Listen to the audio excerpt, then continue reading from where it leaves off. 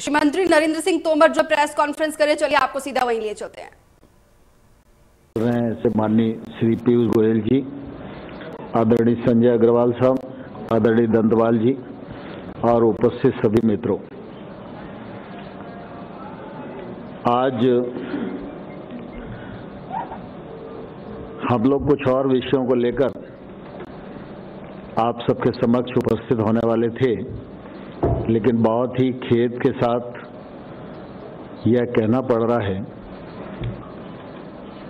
कि पश्चिम बंगाल में आज भारतीय जनता पार्टी के राष्ट्रीय अध्यक्ष और राज्यसभा के सांसद बंगाल में अपने दौरे पर गए हुए हैं। पार्टी के अनेक कार्यक्रम उनके बने हुए थे।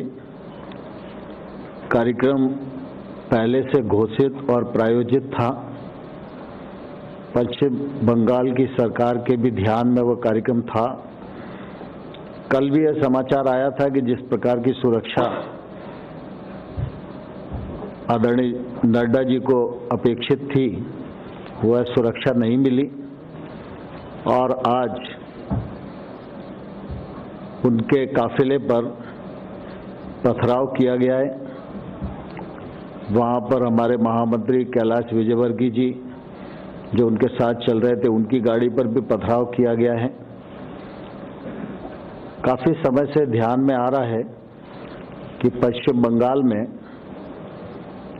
इस प्रकार की हिंसक घटनाएं बढ़ती जा रही हैं। सामान्य तौर पर मत भिन्नता तो लोकतंत्र में स्वाभाविक होती है, लेकिन इस प्रकार की घटनाएं आमतौर पर देश में देखने को नहीं मिलती थी। लेकिन यह घटना लगातार बढ़ रही है और यहाँ तक बढ़ गई है कि भारतीय जनता पार्टी के राष्ट्रीय अध्यक्ष, जिनको सुरक्षा भी है और उनके काफिले पर भी पथराव हो और उस पर अनदेखी सरकार की ओर से रहे, यह घोर निंदनीय है। और मैं पश्चिम बंगाल की इस घटना की कठोर शब्दों में निंदा करता हूं और संबंधित जो लोग हैं उन पर कार्रवाई की मांग करता हूं। मैं समझता हूं पीयूष गोयल जी हैं, तो जरा अंग्रेजी में के जो हमारे मित्र होंगे उनको इस विषय में। Friends,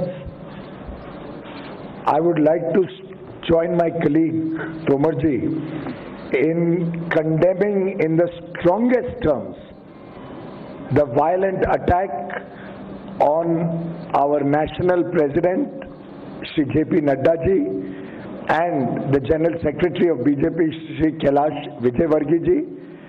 It is a deplorable incident. It demonstrates a complete breakdown of law and order in the state of West Bengal. Since yesterday, there was evidence of inadequate police presence for the national president of the world's largest political party. There were clear signals emanating from the establishment that they were uncomfortable with the growing popularity of the Bharatiya Janata Party in West Bengal. And the attack, the way the stones were pelted on the cavalcade, you saw the size of the stones, you saw the injuries that our senior leaders have faced. It is fortunate Mr. Nadda's car was bulletproof. Otherwise, this clearly was an attempt to muzzle democracy in West Bengal. And we strongly condemn it. We believe strictest of action should be taken on the goons who have attacked the national president of the BJP. In fact, this is not only an attack on Mr. Nadda, it is an attack on the very foundations of the rich democratic tradition of India. Once again, we demand the strongest of action and condemn this heinous incident of attacking Shri J.P. Nadda ji.